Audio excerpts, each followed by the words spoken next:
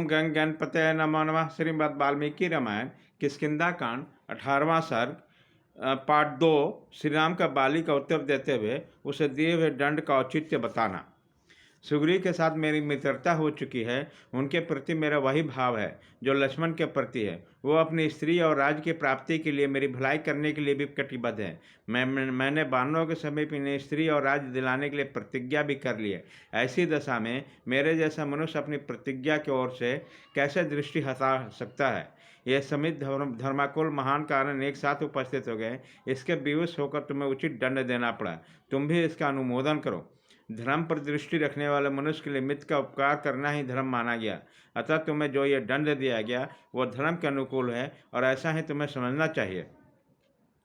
यदि राजा होकर तुम धर्म का अनुसरण करते हो तो तुम्हें भी वही काम करना पड़ेगा जो मैंने किया है। मनु ने राजोचित सदाचार का प्रतिपादन करने वाले 2 श्लोक कहे हैं जो स्मृतियों में सुने जाते हैं, जिन्हें धर्म पालन में कुशल पुरुषों ने सादर स्वीकार किया।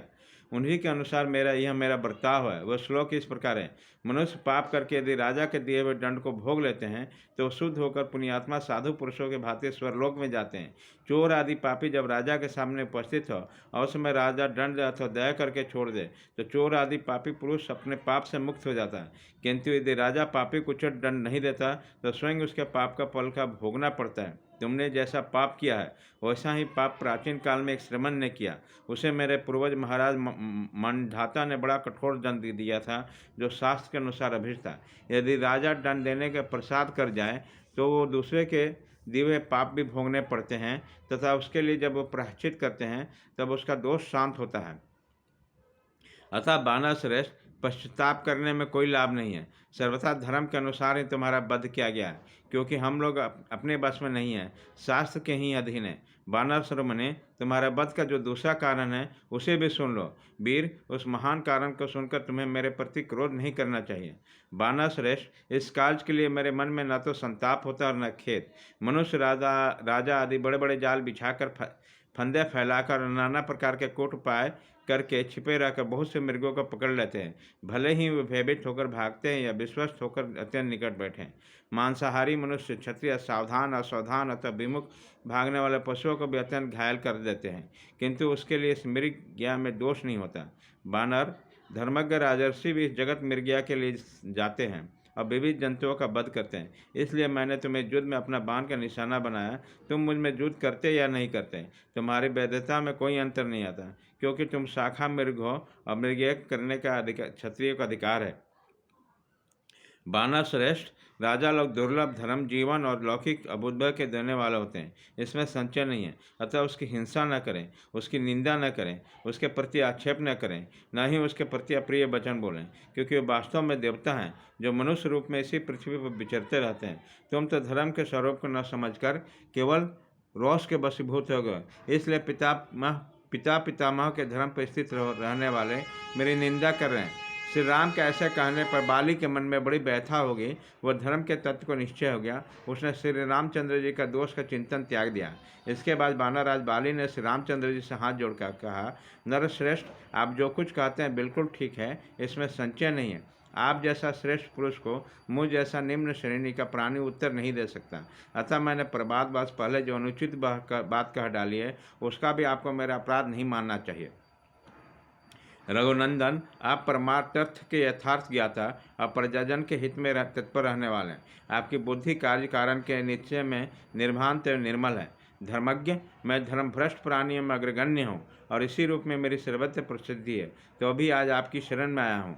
आपके धर्म तत्व की वाणी से आज मेरी भी रक्षा कीजिए। इतना कहते कहते आंसुओं से बाली का गला भर आया और कीचड़ में फंसे हुए हाथी की तरह आर्तनाद करके श्री राम की ओर देखते देखते धीरे से बोला, भगवान, मुझे अपने लिए, तारा के लिए तथा बंधु बांधवों के लिए उतना शोक नहीं होता जितना स्वर्ण का अंगद धारण करने वाला श्रेष्ठ गुण संपन्न पुत्र अंगद के लिए हो रहा है। मैंने बचपन में उसका बड़ा दुलार किया है, अब मुझे न देखकर वो बहुत दुखी होगा। जिसका जल पी लिया हो वो तालाब की तरह सूख जाएगा। श्री राम, वह अभी बालक है, उसकी बुद्धि परिपक्व नहीं हो। मेरा इकलौता बेटा होने के कारण तारा कुमार अंगद मुझे बड़ा प्रिय है। आप मेरे उस महाबली पुत्र की रक्षा कीजिएगा। सुग्रीव और अंगद दोनों के प्रति आप सद्भाव रखें। अतः आप ही इन लोगों के रक्षक तथा इन्हें कर्तव्य और कर्तव्य की शिक्षा देने वाले हैं। राजन नरेश्वर, भरत और लक्ष्मण के प्रति आपका जैसा बर्ताव है वह सुग्रीव तथा अंगद के प्रति भी होना चाहिए। आप इसी भाव से इन दोनों का स्मरण करें। बेचारी तारा की बड़ी शोचनीय अवस्था हो गई है। मेरे इस अपराध को उसे भी अपराधी समझकर सुग्रीव उसका तिरस्कार न करें, इस बात का भी व्यवस्था कीजिएगा। सुग्रीव आपका कृपा पात्र होकर भी इस राज्य का यथार्थ रूप से पालन कर सकता है। आपके अधीन होकर आपका चित्त का अनुसरण करने वाले पुरुष स्वर्ग और पृथ्वी का भी राज्य पा सकता है, उसकी अच्छी तरह पालन कर सकता है। मैं चाहता था कि आपके हाथ से मेरा वध हो, इसलिए तारा के मना करने पर भी मैं अपने भाई सुग्रीव के साथ द्वंद्व युद्ध करने के लिए चलाया। श्री रामचंद्र जी से ऐसा कहकर वानरराज बाली चुप हो गया। उसी समय उनकी ज्ञान शक्ति का विकास हो गया। श्री रामचंद्र जी ने धर्म के यथार्थ स्वरूप को प्रकट करने वाले साधु पुरुषों द्वारा प्रशंसित वाणी से उससे कहा, बानर श्रेष्ठ, तुम्हें इसके लिए संताप नहीं करना चाहिए। कपि प्रवर, तुमने हमारे और अपने लिए भी चिंता करने की आवश्यकता नहीं है, क्योंकि हम लोग तुम्हारी अपेक्षा विशेषज्ञ हैं। इसलिए हमने धर्मानुकूल कार्य करने का निश्चय कर रखा है। जो दंडनीय पुरुष को दंड देता है तथा जो दंड का अधिकारी होकर दंड भोगता है, उसमें से दंडनीय व्यक्ति अपने अपराध के फलस्वरूप में साक्षक का दिया हुआ दंड भोग कर अथवा दंड देने वाला साक्षक उसके फलभोग में कारण निमित्त बनकर कृतार्थ हो जाते हैं। अपना अपना कर्तव्य पूरा कर लेने के कारण वो कर्म रूप ऋण से मुक्त हो जाते हैं, अतः वह दुखी नहीं होते। तुम इस दंड को पाकर पाप रहित हुए और इस दंड का विधान करने वाला शास्त्र द्वारा कठिन दंड ग्रहण रूप मार्ग में चलकर तुम्हें धर्मानुकूल शुद्ध स्वरूप की प्राप्ति होगी। अब तुम अपने हृदय में स्थित शोक, मोह और भय का त्याग दो। वानर श्रेष्ठ, तुम देव के विधान को नहीं लांघ सकते।